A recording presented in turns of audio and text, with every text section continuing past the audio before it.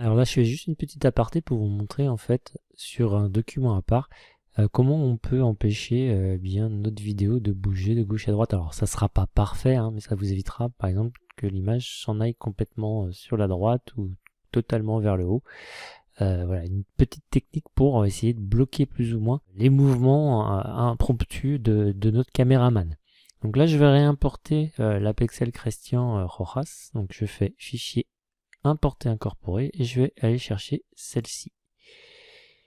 Importer.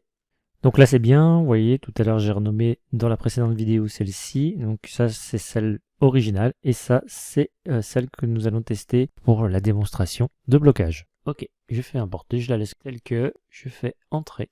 Ok. Donc là elle s'est importée à l'endroit où en fait j'avais ma tête de lecture. Donc là je la remets ici, ma tête de lecture. Je fais un clic gauche sur ma vidéo. Je fais cliquer glisser, hop, voilà, je la ramène au bon endroit. Donc là j'avance, donc là vous voyez déjà elle monte.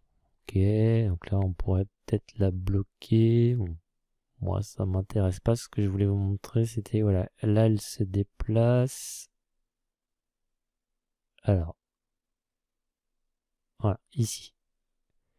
Vous voyez là on est comme ceci, et un petit peu plus loin, vous voyez elle se déplace vers la gauche.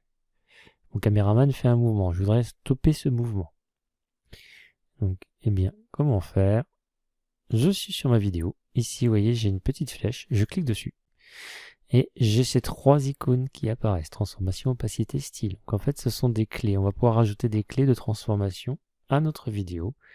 Donc là, je vais dire par exemple, une première clé de transformation. Je fais un clic gauche ici sur mon chronomètre. Clic gauche, vous voyez, il me met une clé. Ça veut dire que là, il a validé la position ici de ma vidéo.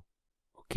Et donc là, elle va se déplacer. Vous voyez, elle se déplace vers la gauche. Donc là, ce que je peux faire, si je veux avoir éventuellement une petite référence, je peux, donc là, moi j'ai mes règles. Si vous ne les avez pas affichées, règles, vous cliquez ici, vous prenez une règle, clic gauche sur la règle ici, et vous l'amenez, ouais, à peu près sur le bord, là, pour vous dire que votre vidéo est ici. Et si j'avance, et ça bouge, elle part. Donc moi, je vais essayer de remettre ma cascade de l'autre côté de ce trait-ci. Alors, bah pour ce faire, je vais attendre là, donc elle se stabilise à peu près ici. Ok.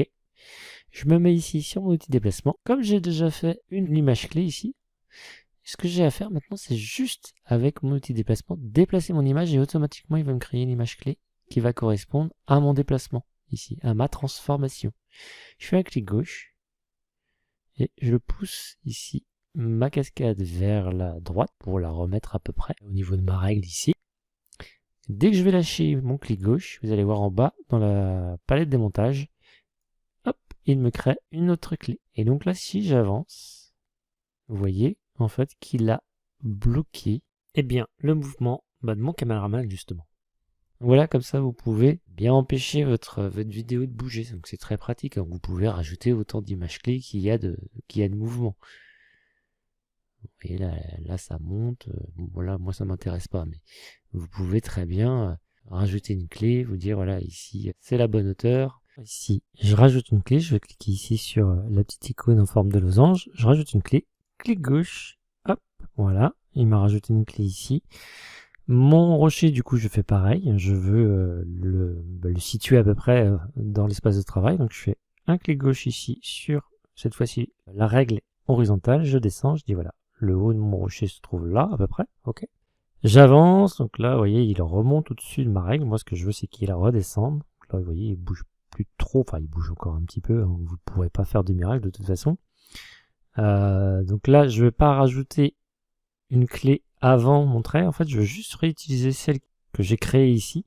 Hop, donc je suis bien sur ma clé, donc qui m'a permis d'empêcher ici à ma cascade d'aller vers la gauche. Et je vais lui dire maintenant, ben écoute, moi ce rocher là, je veux qu'il reste en dessous de ma règle. Donc là forcément vous allez perdre de la vidéo sur la hauteur, mais vous allez stabiliser un peu la vidéo ici. Donc là je fais un clic gauche, je descends ma vidéo, comme ceci, ok. Et donc maintenant, si je joue l'animation, regardez bien, alors, hop, voilà, vous voyez bien que mon rocher bouge plus trop. ma cascade reste à sa place. Et voilà, comme ça vous avez à peu près stabilisé. Ça vous évitera comme ça d'avoir, comme tout à l'heure, le rocher qui remonte. Alors il remonte là forcément, puisque il faudrait que je rajoute une clé encore,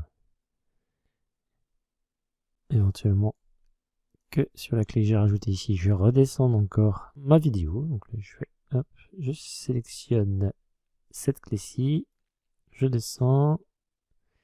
Là, je tâtonne, hein, parce que je ne l'ai pas fait en fait. Là, c'est du bonus.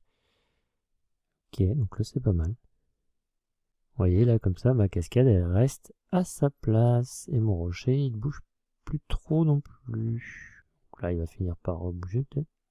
Ouais, ça va. On est pas mal là, vous voyez, avec juste 3 images clés. J'ai pu, comme ça, eh bien, empêcher un peu ma vidéo de bouger comme elle bougeait sur l'original.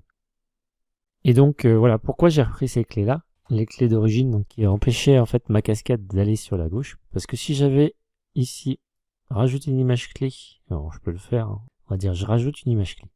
Ok, je dis voilà, je veux baisser tout ça. Eh bien, comme ici, la position de cette clé-ci, le rocher, il est en haut et la cascade, elle est à gauche, et bien entre les deux, il va y avoir une interpolation, et donc il va revenir, vous voyez, il remonte. Donc on refait un mouvement qu'on ne voulait pas avoir. Donc c'est pour ça que j'ai pris bien la même clé, donc je l'ai déplacée sur l'horizontale, mais aussi sur la verticale.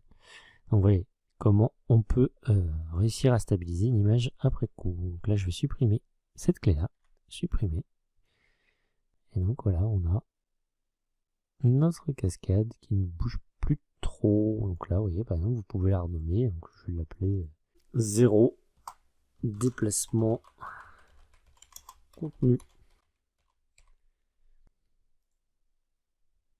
Et on enregistre. Là, je vous l'enregistre, comme ça vous pourrez la retrouver pour voir comment j'ai fait après coup. Vous voyez, avec 3 images clés, une image de départ, une image intermédiaire et une image finale, on peut empêcher notre caméraman d'avoir un petit peu la bougeotte.